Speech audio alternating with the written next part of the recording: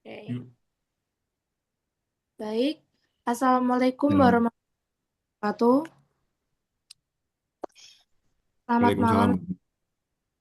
Di sini kami dari kelompok ingin mempresentasikan yakni tugas dari mata kuliah penjaminan mutu dengan mengangkat yakni analisis stabilitas proses dan kapabilitas sigma pada lini produksi di pengalengan ikan CV Pacific Harvest.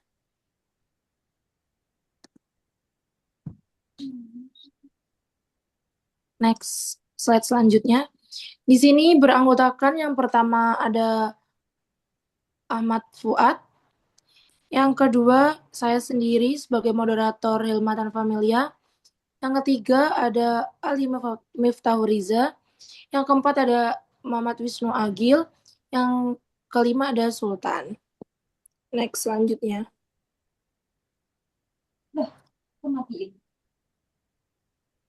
Baik, di sini kami mengangkat jurnal yakni dari CVS Pacific Harvest, di mana ada profil datanya, periode uh, untuk analisis pada jurnal ini yakni tanggal 26 hari 16 Juli sampai 15 Agustus 2020. Metodenya ada observasi dan check sheet. Produknya ada sarden kaleng 155 gram. Data yang digunakan merupakan data primer yang diperoleh melalui observasi langsung di CV Pacific Harvest selama 26 hari produksi, yaitu dari tanggal 16 Juli hingga 15 Agustus 2020.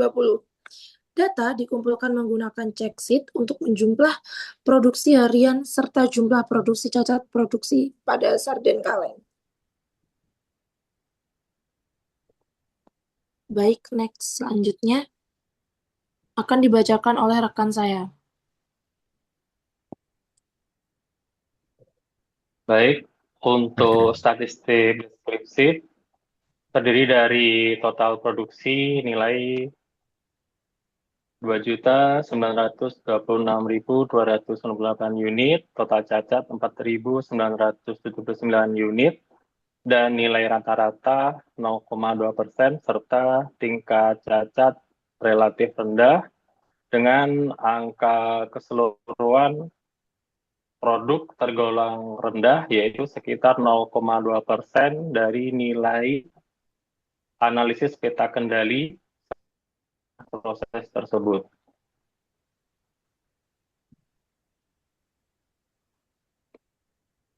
Slide selanjutnya. Dan untuk jenis cacat sendiri terdiri dari cacat streamer, nilai paling tertinggi, dan percobaan, serta conveyor. Dari ketiga tersebut, yang paling dominan berasal dari mesin simmer dan akan menjadi fokus utama dalam analisis perbaikan proses.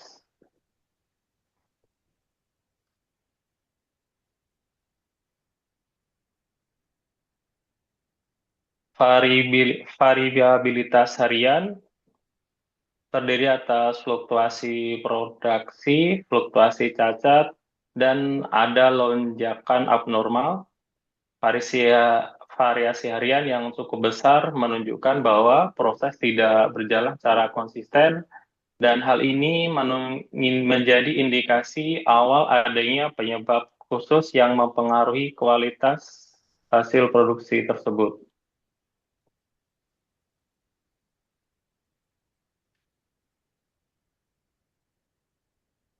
Baik, selanjutnya akan saya jelaskan tentang identifikasi dari data kuantitatif.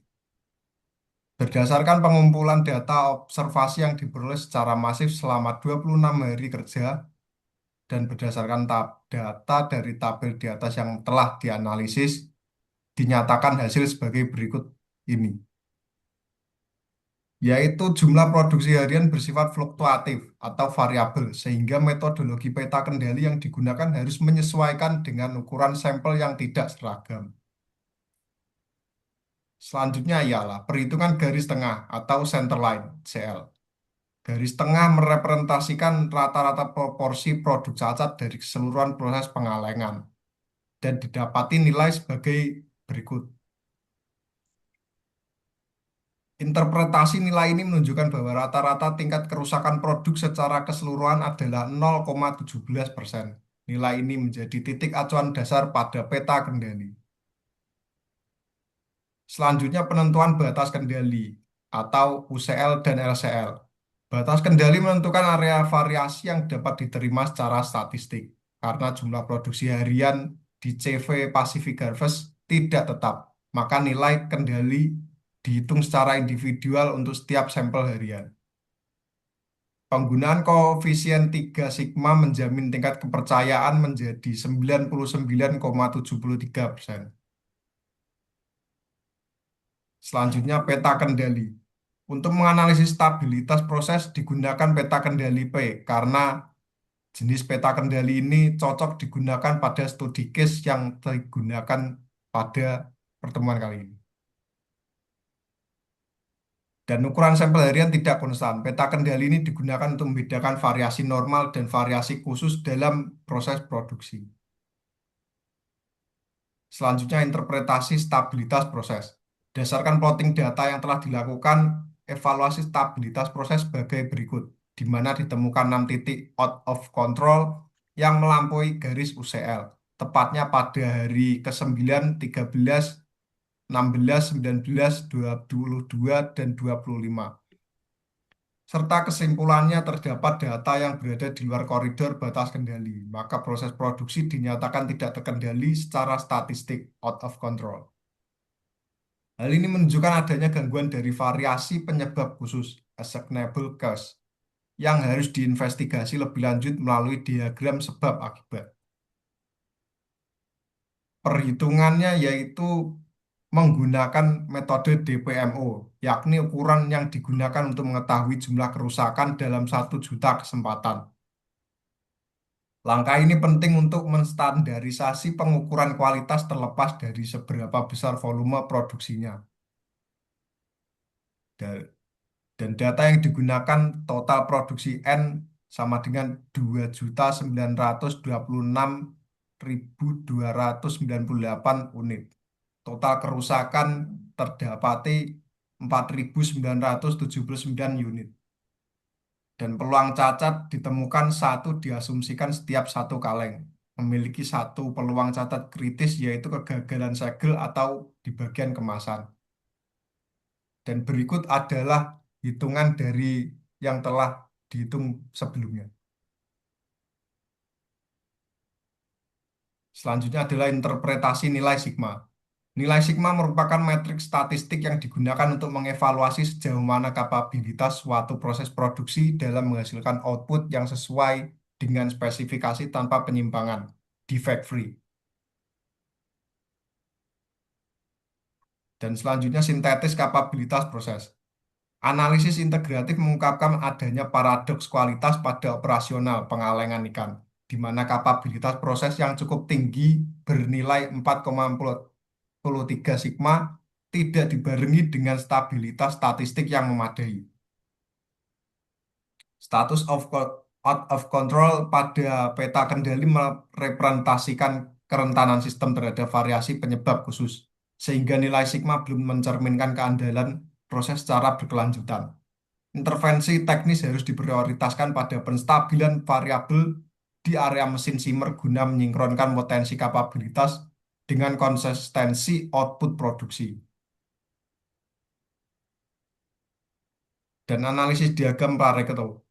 Berdasarkan data kerusakan produk pada proses pengalengan ikan di CV Pacific Harvest, terdapati 3 jenis cacat utama, yaitu pada bagian rusak simmer, rusak percobaan, serta rusak konveyor. Analisis Pareto digunakan untuk mengetahui prioritas perbaikan berdasarkan kontribusi masing-masing jenis cacat. Di samping ini terdapati tabel jenis cacat dan juga pengkategoriannya.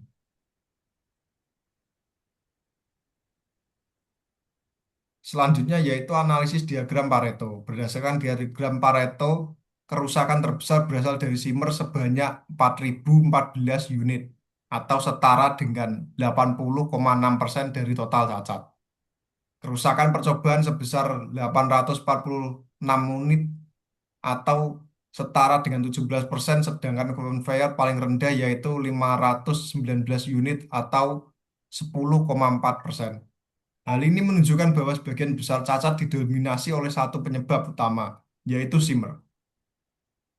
Sesuai dengan prinsip Pareto, fokus perbaikan pada mesin simmer akan memberikan dampak paling signifikan. Oleh karena itu diperlukan perawatan mesin, peningkatan pengawasan sealing, dan standarisasi pengaturan agar proses lebih stabil. Selanjutnya akan dijelaskan oleh Mas Wisnu.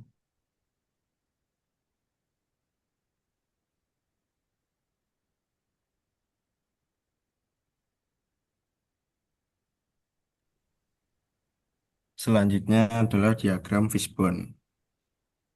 Analisis fishbone digunakan untuk mengidentifikasi akar penyebab masalah dari berbagai faktor seperti mesin, metode, dan manusia.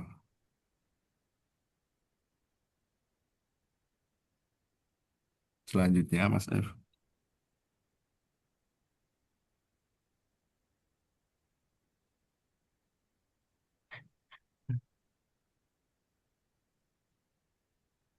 Baik, di sini saya akan menjelaskan analisis FMEA. Sebelumnya apa sih FMEA itu? FMEA atau Failure Model and Effects Analysis. Mengapa sih menggunakan FMEA ini? Jadi di sini kita bisa melihat seperti pencegahan, tingkat keparahan, tingkat kejadian, tingkat deteksi, dengan menghitung RPN-nya. Rumus RPN ini yakni S, yaitu severity, dikali O, atau dikali tingkat kejadian, dikali D, detection atau tingkat deteksi. Di sini yang pertama terdapat mesin simmer. Komponen prosesnya yaitu mesin simmer dengan mode kegagalannya yakni kaleng bocor atau down flange. Penyebab potensialnya yakni komponen aus mesin tidak stabil atau sudah tua. Rekomendasi tindakannya seperti setting ulang presisi dan peremajaan komponen kritis. Yang kedua ada metode kerja. Kegagalannya terdapat instruksi tidak dijalankan dengan baik.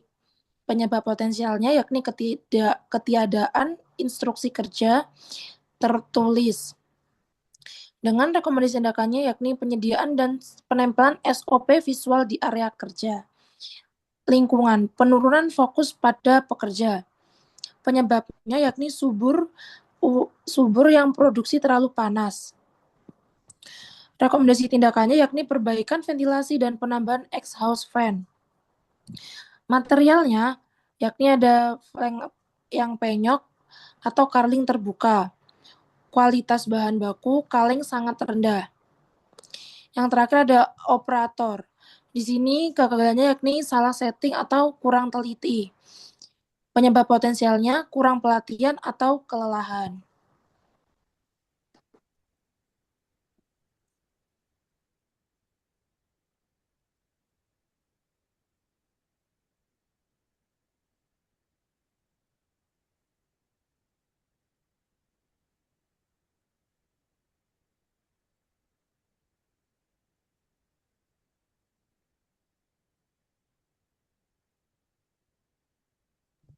FMEA ini ada juga narasi justifikasi skornya. Yang pertama ada severity atau keparahan. Skor tertinggi terletak pada angka 9, diberikan pada kegagalan mesin simmer. Kebocoran pada kaleng merupakan cacat fatal karena menghilangkan kondisi vakum, memicu pertumbuhan mikroba pembusuk, serta membahayakan keselamatan konsumen secara langsung. Yang kedua ada occurrence atau keterjadian. Skor ini diberikan di angka 8 pada mesin simmer karena data menunjukkan frekuensi kejadian sangat tinggi, mencapai seperti di jurnalnya yakni 4.014 kasus. Untuk metodenya terdapat skor 7, menunjukkan bahwa ketiadaan standar tertulis membuat kesalahan operasional terjadi hampir setiap hari. Yang terakhir ada detection atau deteksi, diberikan dengan skor 7, pada lingkungan menunjukkan deteksi yang sulit. Manajemen tidak bisa mendeteksi secara instan kapan suhu panas mulai mengganggu kognitif pekerja, sehingga terjadi kesalahan serta setelah produk cacat ditemukan. Next. Baik, kesimpulan yang dapat saya sampaikan pada analisis laporan yang saya buat bersama rekan saya, yakni proses produksi penggalangan ikan di CV Pacific Harvest memiliki tingkat kapabilitas yang cukup baik dengan nilai sigma sebesar 4,43 dan tingkat catat sebesar 0,2%. Namun, berdasarkan peta kendali, proses masih dinyatakan tidak stabil karena terdapat beberapa titik yang berada di luar batas kendali yang menunjukkan adanya variasi penyebab khusus. Analisis diagram Pareto menunjukkan bahwa sebagian besar kerusakan produk didominasi oleh kerusakan simmer sebesar 80,6%, sehingga menjadi faktor utama yang perlu diperbaiki. Hasil analisis diagram Fishbone ini juga mengidentifikasi bahwa penyebab utama berasal dari faktor mesin yang tidak stabil, metode yang belum konsisten, serta operator yang kurang terlatih. Dengan demikian, meskipun kapabilitas proses tergolong baik, stabilitas proses masih perlu ditingkatkan melalui perbaikan pada mesin, standarisasi SOP, serta peningkatan kompetisi operator agar kualitas produksi menjadi lebih baik, konsisten, dan terkendali.